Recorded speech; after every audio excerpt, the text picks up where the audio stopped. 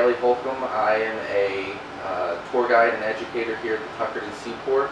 I am joined by my grandfather, Fred Reitmeyer. We are in Parker's Decoy shop. Today we're going to talk a little bit about decoy carving and duck decoys.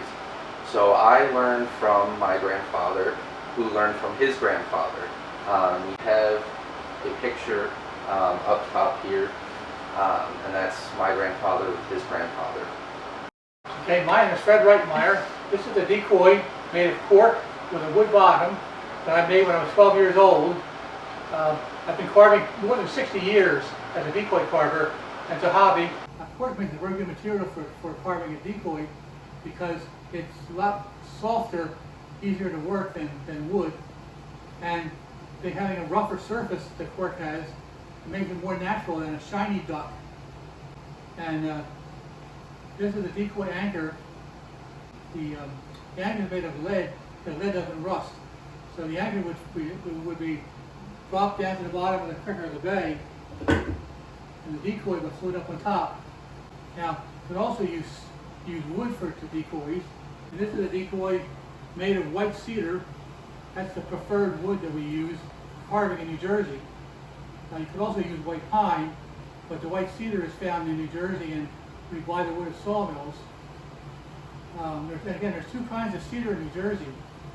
We use white cedar for carving. There's also red cedar. Red cedar has a reddish middle part, and it's much harder and usually has more knots. So it's the kind of wood that we don't use for carving because it's more difficult. The same way we wouldn't use oak or walnut. We use, again, softer wood like white cedar. This is an example of a decoy. So this decoy is more than 100 years old, but it demonstrates our method of carving, which we call Barnegat Bay style, where the body is made in two halves, and the inside is hollowed out like a clamshell to make them lighter, more buoyant, more visible. So when you're duck hunting, you get the best look of the duck when more of it's out of the water rather than underwater. So this is how the duck starts to a point where it's ready to be carved. And this is the same duck carved and painted. So here we have a tub full of water, and this is what the decoy carvers use to make sure that their ducks can float and look realistic in the water. So it's important that the decoys float properly, because if there's a duck just laying in sideways or upside down, that's not going to fool any real duck, and the hunter's not going to get anything that day. So what they do is usually they'll either put, for cork decoys mostly, they'll put a strip of wood with some lead on the bottom to get it to float upright, and for the wooden decoys they'll cut out a little divot in the wood and fill that with lead to keep it floating upright. And then to test them, they'll put them in the water sideways or upside down, and then if it rights itself like this one does, then it's a good working decoy. If it doesn't right itself, then they'll go back and try to figure out what's wrong with it, whether it needs more lead or less lead, and they'll try to get it to float properly. So every year in Tuckerton there's a decoy show, and every decoy carver, most decoy carvers enter their decoys into the competition. Now, they don't just judge based off of painting realism.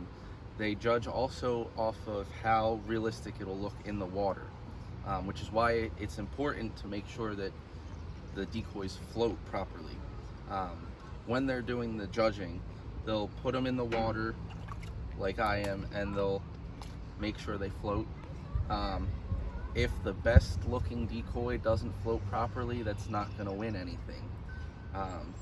They're looking for realism with the paint job and realism with the floating ability as well, because they're judging based off of how they would have been used back 100 years ago, when it was necessary for decoy carvers and hunters to go out hunting to get food. So any decoy that doesn't float isn't going to get the hunter food for that day. Hey everyone, I'm Maddie, and today I'm going to show you an activity called Sink or Float. So this is kind of more of an experiment than a craft project, but we're going to get to learn about different materials and whether they sink or float. In the last part, you heard Bailey and Fred talk about their decoys and what they made them out of. One material they used was cork, which is a lighter material and floats better. They don't have to hollow out the inside to make it lighter. It already is pretty light.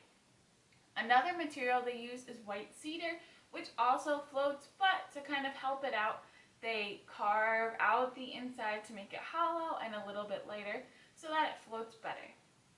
Fred also mentioned that the anchors they use, so the part they want to sink, is made out of lead, a heavy material. So we're going to find some things around the house and we're going to make some predictions about them or some guesses whether they're going to float in the water or sink. So let me show you the materials that we're going to need. First thing is a container that we can fill with water. Then you will need, if you got our craft kit, you can use this sheet, sink or float. If not, grab some paper and we can write our guesses down. And then you'll need a few different objects that you want to make a guess about. Are they going to sink or float? So on the sheet we have 10 spots. You could do more or less. I'll show you some of the things that I picked out that I want to see if they're going to sink or float. I have an empty soda can. I have some mulch or little wood chips, a crayon, a bottle cap, a rock, a penny, a shell, a piece of paper, a popsicle stick, and some sand. You can find some of those items or you can think of your own. So go ahead and collect all your materials and then come back and we'll try some things out. So first I'm going to go ahead and write the objects that I chose on my sheet. So if you want to just make the guesses in your head, you can, or you can go down the list and think about what ones do you think are going to float or sink. So for me, I'm just going to put a little star by float or sink. I'm going to start to put my objects in the water and see what happens. So let me start with my first one, some sand. You can probably guess what's going to happen here if you've been to the ocean. It is sinking. Alright, so it sank. I was right. Alright, next we have the empty soda can. It is floating.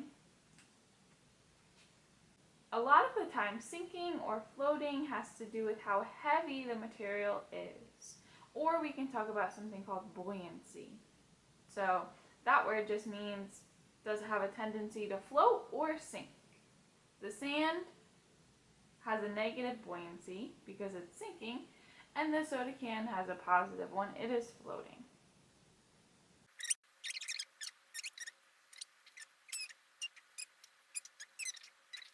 Alright, so you can see at the end kind of how many you got correct, how many you guessed correct, and how many maybe you had wrong. I know my mulch, I thought that one might sink and it floated. So it's kind of interesting to see what you think a material will do versus what it will do once it gets into the water. Well, I hope you had fun with our sink or float activity, and I hope you learned a little bit more about water. Next time you go to the beach or pool, you can kind of experiment with this type of thing as well. Don't throw any trash into the ocean, but maybe experiment with some seaweed or shells, or even some driftwood that you find at the beach. Those natural materials, you can kind of notice whether they have a positive buoyancy, are they floating, or negative, are they sinking. Don't forget to share your pictures and videos of you doing these activities at home to the Tuckerton Seaport social media.